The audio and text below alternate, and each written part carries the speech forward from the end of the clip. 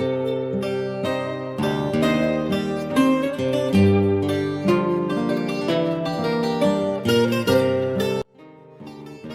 a success story, but a success story with daunting challenges to face. And the point is, if we are doing well now in facing those daunting challenges or not. So graduate or not to graduate, that would be the point. If we take the two indicators, for instance, the dimension of the economy or the nation, and if we take the geographical position, we think that we have to develop the services because we don't have very much natural resources. And I think the example of Cape Verde, which is transitioning from a low-income country to a middle-income country, with all the efforts it made, I think is a very good. Countries which are small are very vulnerable to the outside forces. And we have seen that also in Cape Verde. It shows also the strengths and the weaknesses, because if you have such a situation, what is your strength? Your strength is your people. And I'm very interested to hear your comments on regionalism as a way of protecting the openness of small economies. It's an area that we have a lot of discussion, and many of our countries are very similar to what you've described. So. Has a lot of adverse effects on the economy. Particularly, it leads to an economy which is dependent on construction and excessively dependent on services compared to other productive sectors. Archipel between Africa, America and Europe. We have a partnership, a special partnership with Europe. We are part of ECOWAS, but we don't have a partnership with South America. My concern is with Mercosur.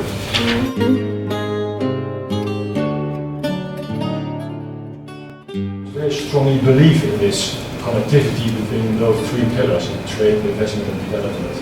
Also an opportunity for countries that you, if you only be good or you specialize yourself in this part of the value chain, you can be successful. But then you have to integrate, otherwise you can never be part of a value chain. But the question of course arises, is this a sustainable growth? And what was the role of aid and trade? And what can be the role of aid and trade? And I think one of the main challenges these days is that they might need to structurally transform their economies. So what these countries need to get sustainable growth in the long run, I think, is that they should develop their economies more into the direction of having high productive but also high labor intensive services. About the precise nature of this kind of assistance. So what am I asking you? What would can you give me an example of Dutch cooperation where you feel that's been best practice in terms of the sorts of institutions, maybe let's give an example of financing for infrastructure. If the Dutch were to invest in financing for infrastructure, what are the conduits, what are the institutions? Is it private banks? Is it public banks? Is it investment, other forms of investment finance? And what is the role of the state in this? Can you tell us, in terms of best practice, good example of Dutch cooperation, how this is done more concretely? It's getting involved, sometimes state finance, but there's always, which is a very important role, is the insurance of the finance, so the risk insurance. So there plays the Dutch government a very strong role. But most of the time it's a package deal. If you only look to the finance part of a infrastructure investment.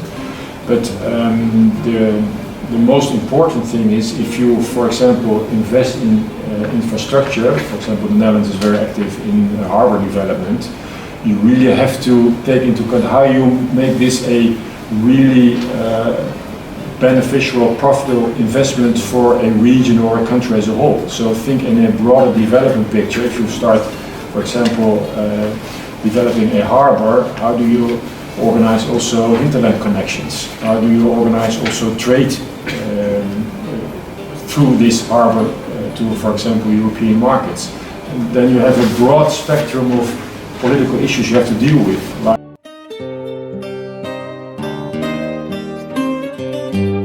Migration is not a problem. It is a huge challenge. A challenge for the country that graduates and a challenge for the international community too. Cabo Verde used to be a least developed country, and it's very comfortable to be a least developed country. You have all the reason to receive foreign public aids. You have very easy access to the market to export your products in the regions like everything but arms. And you get also loans, money in the market on a very low price, in a very concessional conditions. So when you graduate, theoretically, at least you lose all that. And you need to just to come into the market and to battle yourself to survive. So, as expected, I should say, given the rules of the game of graduation, Cabo Verde is facing now some constraints. And if you have in mind that the period of transition in which certain facilities are maintained only ends de facto this year, in 2015, we have reasons enough to worry about what comes next. Finding ways to ensure the continuation of the dynamic development achieved in 40 years of independence is primarily a responsibility of Cabo Verde and the Cape Verdeans. However, the international community has a highly important role to play in this context. A shared responsibility is at stake for us. The future, if you can reflect on it, that's clearly going to help us. It became so much of a shock for Cape Verde because the country did not assume a phasing out attitude towards development aid from the beginning. It saw it as something that would be never ending, so it put itself in the international scene as a receiver of aid and not so much as a country who had prepared itself to eventually grow out of aid. So when graduation came, it came as this big shock. So it's also the responsibility of the country to take it not as a penalty, but as a milestone in its development path.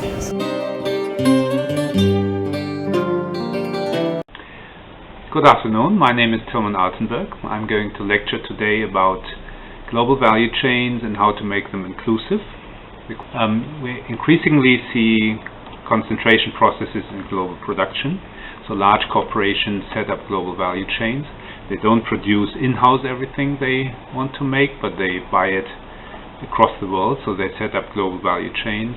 And they define the standards for these companies and say, okay, you have to deliver this quality at that time, at that price. So, and they define the social and environmental conditions, etc., to be fulfilled. So what does that mean for developing countries? Firstly, entry barriers increase, so it becomes more difficult for small firms to join these networks. But then there may also be new opportunities arising. So the question that I ask then is, how can we work with these big companies, these so-called lead firms, to make value chains more inclusive and to make more of it for local companies? So how can we harness the positive things and avoid that people are kind of dropped or crowded out of these value chains?